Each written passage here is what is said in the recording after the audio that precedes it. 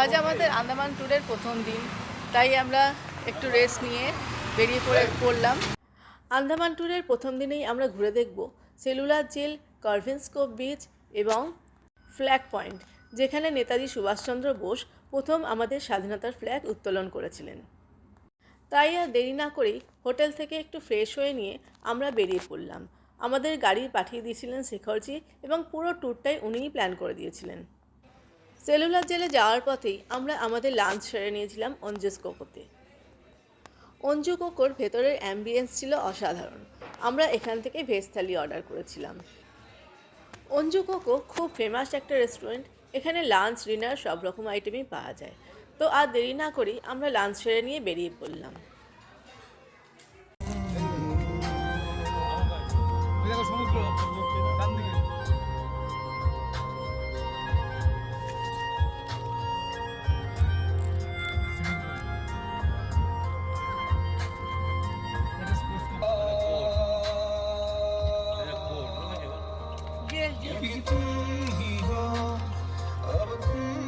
দেখতে দেখতেই আমরা পৌঁছে গেলাম সেলুলার জেল। পার্কিংয়ে গাড়ি রেখে ওই 100 কিলোমিটার মতন হেঁটে সেলুলার জেলে ঢুকতে হয়। হ্যাঁ, ঢোকার সময় অবশ্যই কিন্তু আধার কার্ড সাথে রাখবেন।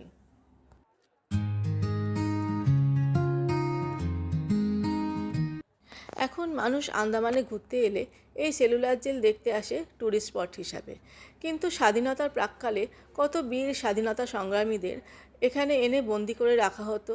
তাদের ওপর চলতো অকথ্য অত্যাচার। তাদের হাহাকার কান্নার নীরব সাক্ষী হয়ে আছে এই সেলুলার জেল।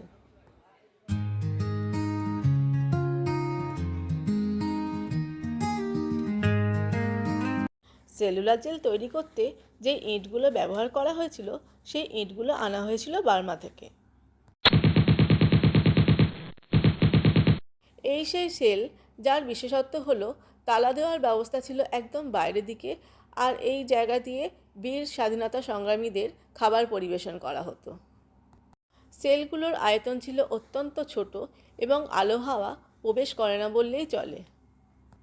সেলুলার জেল, যা কালাপানি নামেও পরিচিত, এই জেলটির মোট 7টি ডানা ছিল আর প্রতিটি 3 তলা করে। এই জেলে মোট 693টি একক সেল ছিল, যাতে বন্দীরা একে অপরের সাথে কোনো যোগাযোগ না করতে পারে। সেলুলার জেলের সবথেকে ঐতিহাসিক অংশগুলির মধ্যে একটি হল বীর সাভারকরের কক্ষ, যিনি হলেন ভারতের স্বাধীনতা আন্দোলনের একজন গুরুত্বপূর্ণ বিপ্লবী। এই সেলটি ছিল অত্যন্ত ছোট আর একেবারে আলাদা, যাতে অন্যান্য বন্দীদের সাথে তিনি যোগাযোগ না করতে পারেন। একটি ছোট জানালা ছিল, তাও অনেক উঁচুতে। রুমটি ছিল অত্যন্ত অন্ধকার আর ওনাকে অনেক সময় একাকী বন্দি করে রাখা হতো। ওনাকে কঠোর পরিশ্রম করানো হতো আর মানসিক আর শারীরিক নির্যাতন ছিল খুবই সাধারণ ব্যাপার।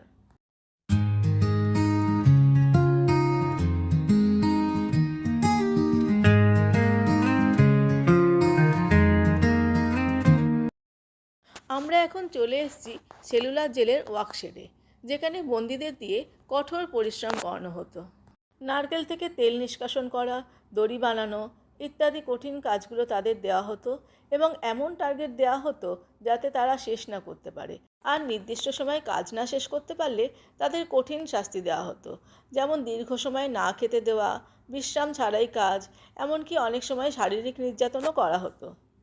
এই ওয়ার্কশেড ছিল ব্রিটিশদের অত্যাচারের অন্যতম প্রমাণ।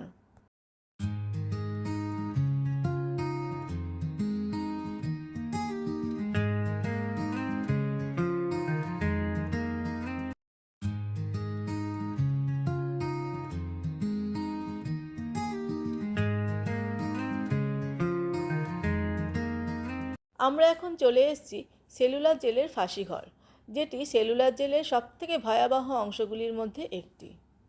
এখানে একসাথে 3 জন বন্দীকে ফাঁসি দেওয়ার ব্যবস্থা ছিল, আর এর ঠিক পাশেই ছিল মৃতদেহগুলিকে সরিয়ে নেওয়ার আলাদা পথ। এই স্থানটি ছিল অত্যন্ত বেদনাদায়ক ইতিহাসের সাক্ষী।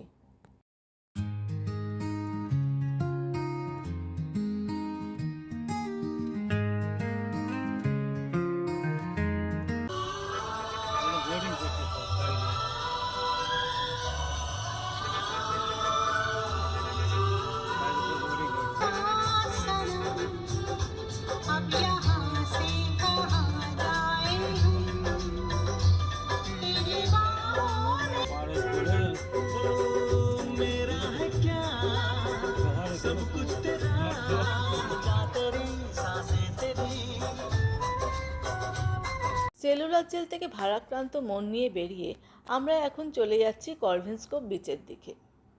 এই যাত্রাপথটি ছিল অত্যন্ত সুন্দর, একদিকে সমুদ্র আর একদিকে পাহাড়।